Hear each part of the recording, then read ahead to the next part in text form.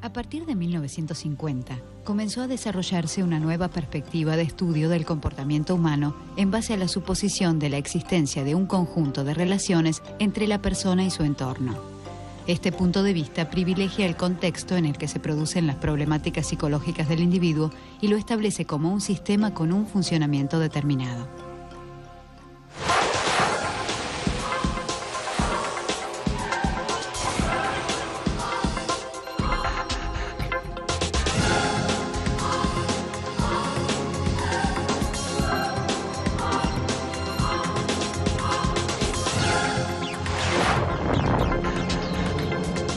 Psicología sistémica. Con el cambio de paradigma ocurrido en las disciplinas teóricas tras el fin de la Segunda Guerra Mundial, surgió un nuevo enfoque en el ámbito de la psicología, orientado hacia la observación de los pacientes como parte de un sistema. Se planteaba que el individuo actúa regido por los conceptos de este sistema, interpretado como un conjunto de elementos funcionales interconectados entre sí, al que logra equilibrar o desequilibrar según sus comportamientos sintomáticos.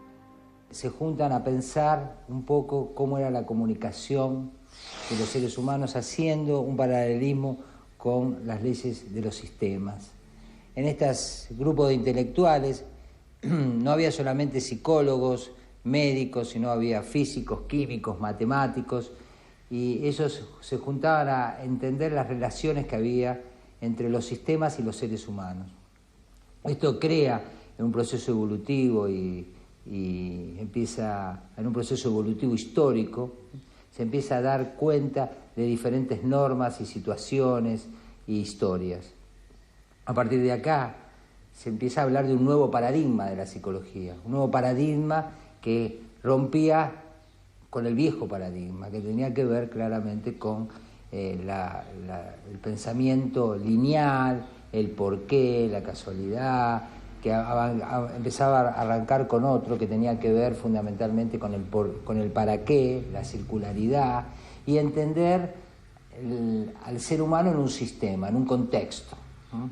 Que no era simplemente un síntoma, sino se empezaba a entender diferentes lecturas, era como el emergente de un sistema. Como definición, el medio es todo lo que rodea a un sistema e influye en el sistema y es influido por el sistema.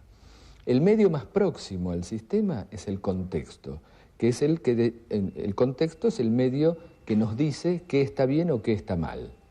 Cómo debemos comportarnos en un lugar, cuáles son las reglas de ese lugar. Ese es el contexto que influye. La terapia sistémica es una terapia que toma en cuenta el contexto. Nada es en absoluto, digamos, nada en sí es bueno o es malo, es enfermo o es sano, sino que el contexto es el que define eso. Hay problemáticas que en un contexto son realmente problemáticas o son graves, y esas situaciones en otro contexto tienen otra característica.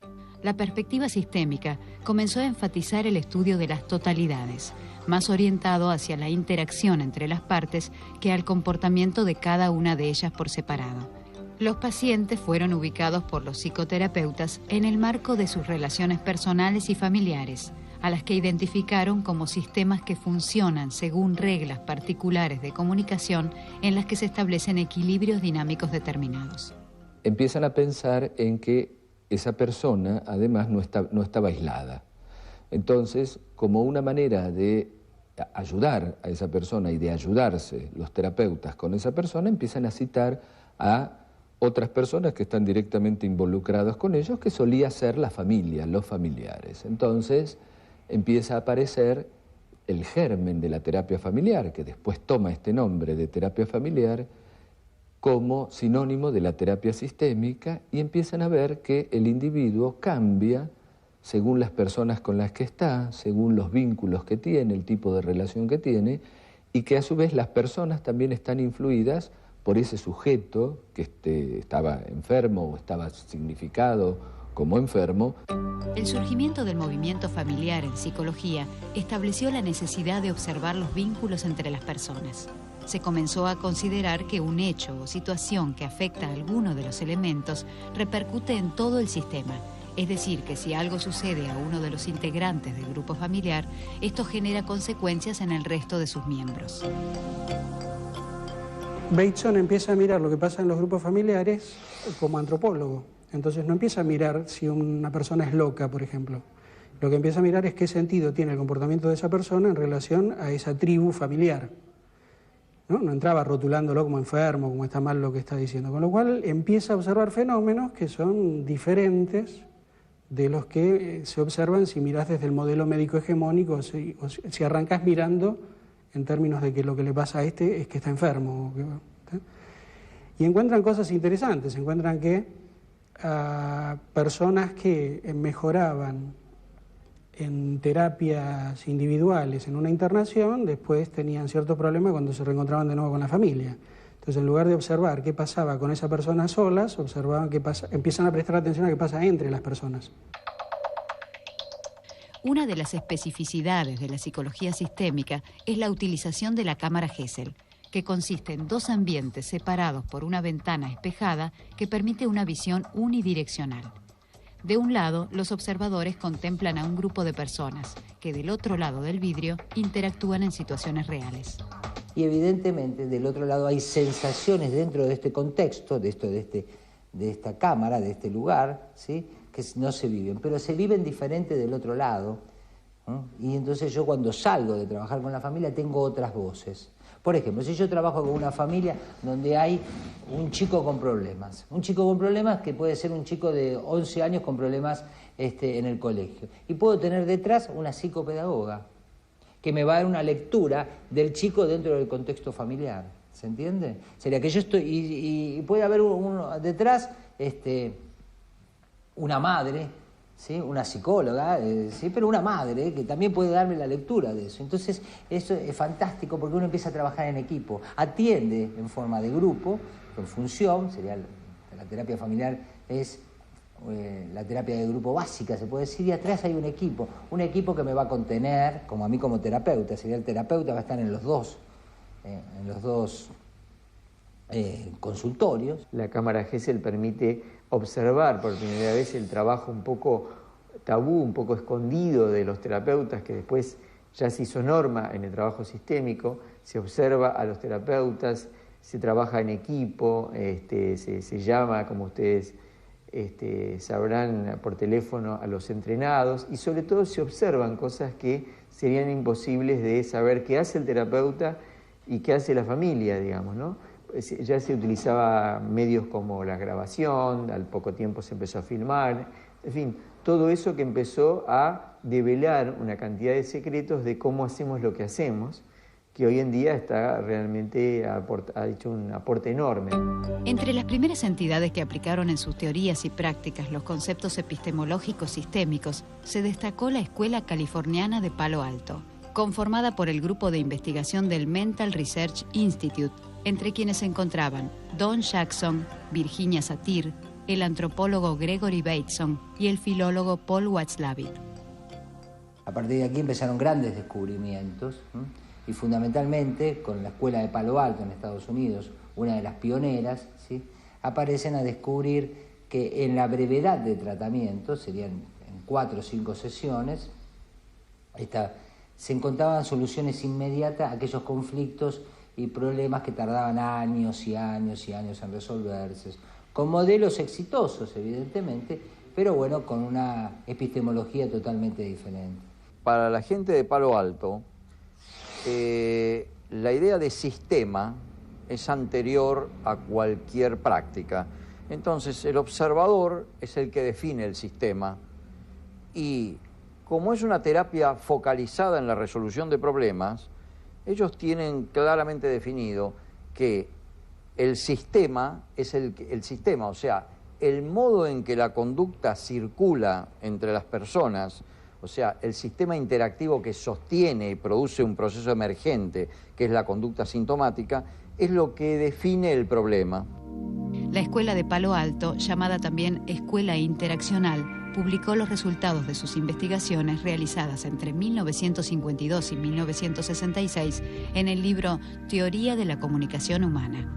Estos estudios fueron basados en un sistema definido a partir de los problemas que los individuos mantienen a través del tiempo según determinadas secuencias de comportamiento recurrentes. Esta escuela aún se mantiene en actividad y continúa dedicada a la formación de profesionales. Ese grupo, el de Palo Alto, trabajó especialmente en la pragmática de la comunicación humana, o sea, la práctica concreta de la comunicación y de sus efectos. No tanto que lo que querría decir lo que está diciendo, sino qué pasa con eso que están haciendo.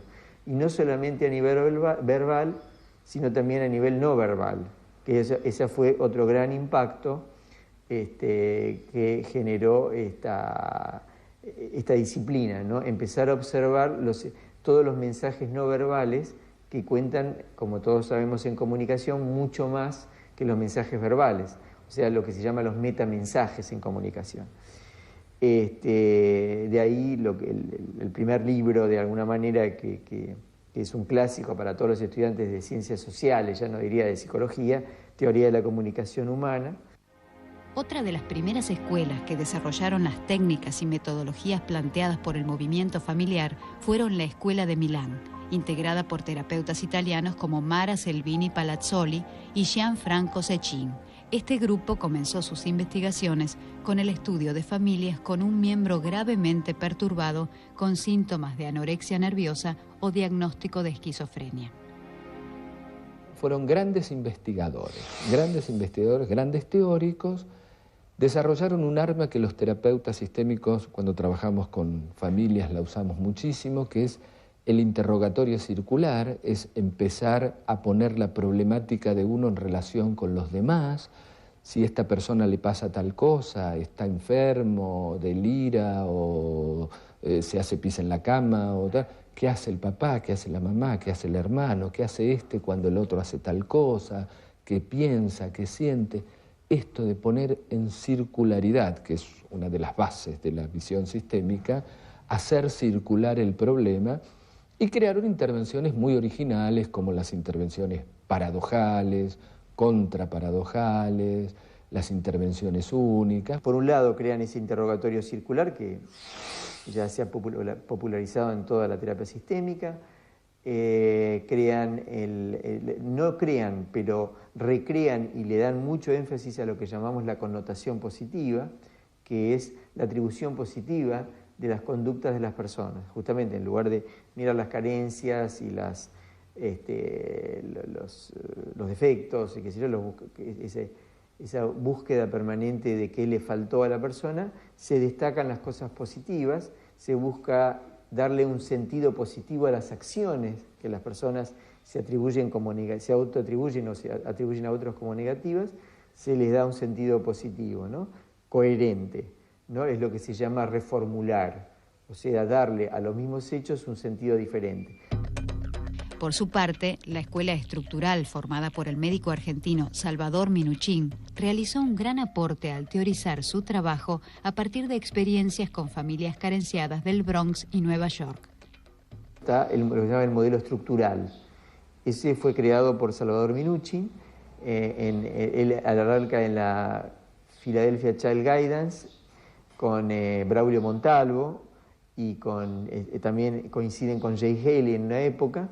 Y él crea a partir de su trato con chicos con problemas o delincuentes juveniles o barrios muy pobres donde hay muchos inmigrantes puertorriqueños, mucha población negra de clase baja. Entonces ellos crean el modelo estructural, que es un modelo que toma mucho cómo se organiza la familia, cómo se estructura la relación familiar, ¿no? Por ejemplo, si el padre ocupa el lugar que debería ocupar, si hay fronteras en esa familia o están todos mezclados, ¿no? Una especie de familia que está donde no están claros los roles ni las jerarquías. Estas tres escuelas, que intercambiaron y desarrollaron sus prácticas fundamentalmente durante las décadas del 60 y del 70, dejaron su huella en todos los terapeutas que decidieron formarse en la línea sistémica.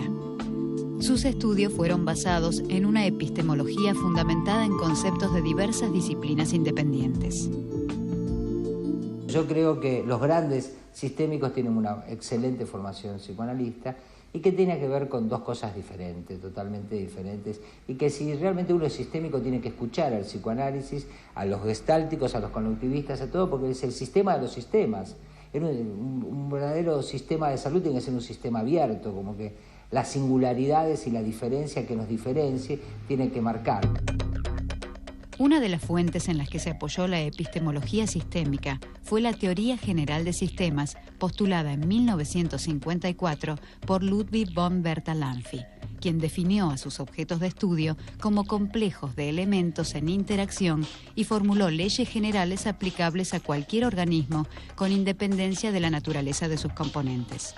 Esta teoría propone un modelo de sistema general que puede utilizarse y ser compatible en distintas áreas de estudio. Encuentran la teoría general de los sistemas, que dice que un sistema es un conjunto de elementos que están en interacción, que se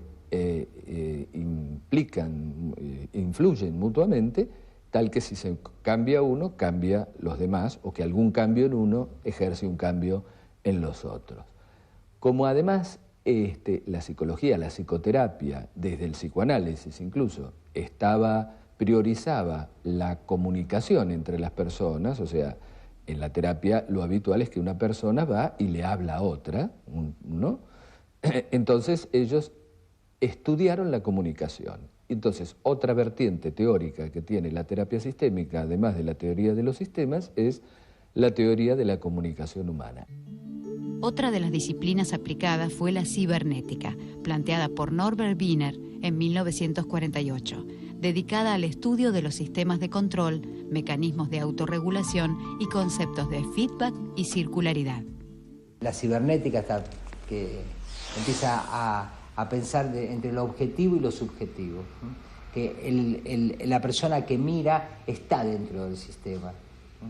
Es parte del sistema, entonces va a tener una mirada subjetiva. Esto cambia totalmente, ¿sí?, el pensamiento lineal, será que yo te observo a vos y puedo emplear de vos. No, yo te observo a vos y vos me observás a mí. Esto es un ejemplo claro de poder entender cómo funciona la cibernética, y algo que es fundamental, que a pesar que la cibernética tenía que ver con las leyes de la termodinámica, lo empleaba mucho en las relaciones humanas, y ahí aparece el feedback. A la medida que yo te miro y vos me mirás, hay un feedback de ida y vuelta. Toda conducta es información, toda conducta realimenta algo, y toda conducta forma parte de un agregado de conductas que definen un circuito que es un sistema. Todo esto confluye, y por eso también el impacto social de todo esto, confluye con una concepción del mundo que se empieza a desarrollar en ese momento, que es esta versión muy moderna y que viene acompañada del desarrollo tecnológico que va a tener el mayor impacto en la historia del hombre, que es el desarrollo computacional, el cálculo computacional y su máquina, o sea, su bebé, que es la computadora. La tercera disciplina utilizada fue la teoría de la comunicación, que plantea, dada la imposibilidad de no comunicar, que todo comportamiento de un miembro de un sistema posee un valor de mensaje para el resto de los integrantes.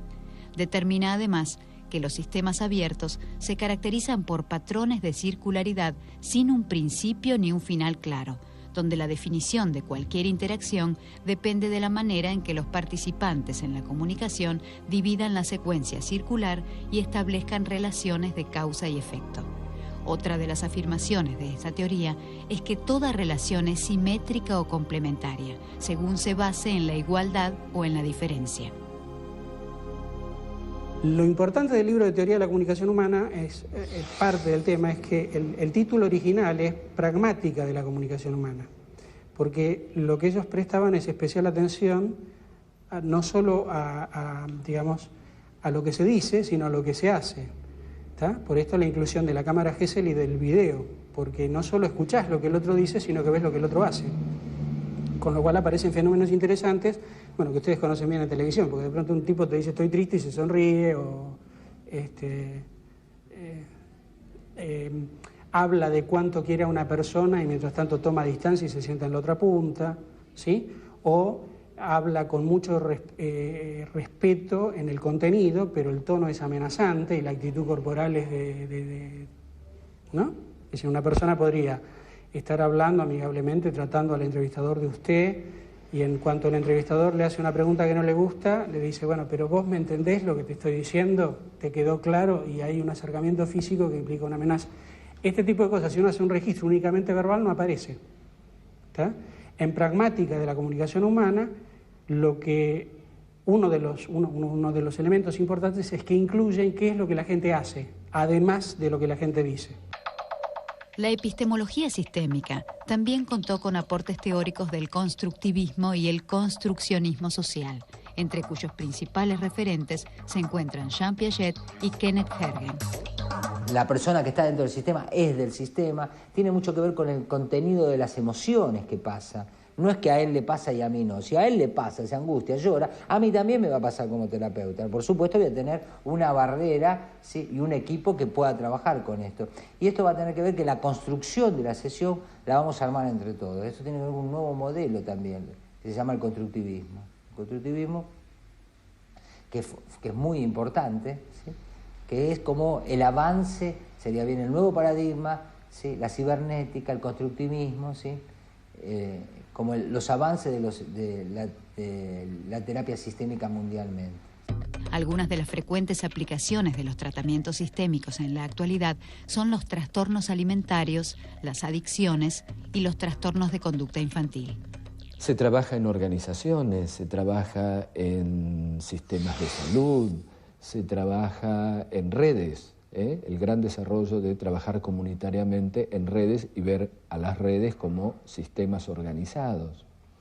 Y se trabaja sobre muchas problemáticas, por ejemplo, la violencia, por ejemplo, los temas de duelos por situaciones traumáticas, de violencia a veces de contexto, el tema de la violencia marital, el tema de la violencia familiar, en adicciones. Hay un desarrollo interesante de la sistémica en los grupos. Las adicciones muchas veces se trabajan en grupos y hay aportes muy interesantes de la sistémica para trabajo en grupos. Hay un pensamiento relacional, quiere decir que ponemos mucho acento en los contextos y en el origen cultural y en el momento del ciclo vital donde están las personas. O sea, el ciclo vital, origen cultural, lenguaje de la gente y sobre todo la confianza en los recursos. Entonces, todas esas cosas caracterizan al movimiento sistémico, al paradigma sistémico, que en realidad es un paradigma en ciencias, como dije antes, aplicado a la psicología, ¿no? Entonces, todos estos grandes nombres, digamos, cada uno con su estilo, fue creando la terapia familiar sistémica, ¿no? Podemos hablar de una psicología que incorporó todos estos conceptos y que están presentes en el lenguaje. Hoy es difícil pensar que terapeuta y paciente no constituyen un sistema consultante. Nadie puede dejar de lado, por ejemplo, que las conductas de terapeuta y paciente en un proceso terapéutico están sujetas a un proceso de realimentación y de feedback. Es difícil hoy que se suponga, si bien en nuestro medio hay teorías que dicen que la comunicación no existe, pero dejar de lado el concepto de comunicación. Hoy la comunicación está metida prácticamente en todo es un concepto base en todos los estudios de la conducta, psicológicos, sociales. Creo que lo rico para nosotros como terapeutas y que nos obliga todo el tiempo, digamos, a tener a no subirnos al caballo y a tener un nivel de humildad importante es que la interdisciplina es una cosa cotidiana, con lo cual permanentemente tenemos que tener en cuenta cuáles son los aportes que van apareciendo de otras disciplinas y que impactan en lo que está pasando en nuestro campo. Y esto tiene que ver con este pensamiento sistémico. El estilo de los terapeutas dedicados a esta orientación se construye con elementos cognitivos como la capacidad narrativa necesaria para reformular historias, elementos emocionales que permitan conectar empáticamente las emociones propias con las de las familias y pacientes, y un gran espíritu práctico, capaz de establecer prescripciones útiles y viables.